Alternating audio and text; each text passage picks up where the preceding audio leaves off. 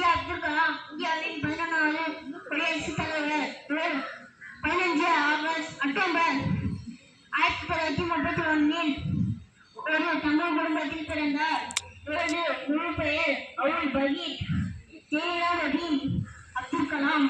இவரது தந்தை பெயர் ஜெயின் ஒர்கையா மற்றும் தாயார் பெயர் அஷாமா.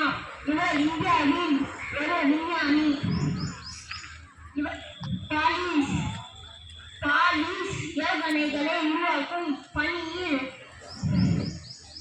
இந்தியாவில் ஏவுகணை மனிதன் என்று அழைக்கப்படுகிறார். இவர் பாதுகாப்பாக ஆராய்ச்சி மற்றும் மேம்பட்ட அமைப்பு DRDO என்ற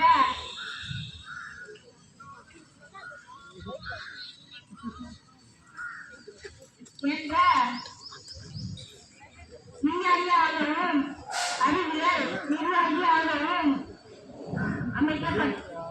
அமைக்கப்பட்டார்.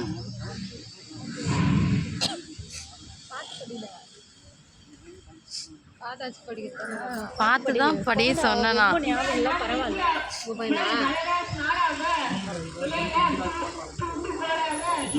இளைஞர்களின் பயப்படாம படிக்கிறான்ல மேலே போயிட்டு அதேதான்.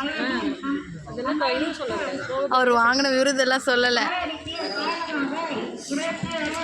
போய் நின்று பேசினா போதும். நன்றி.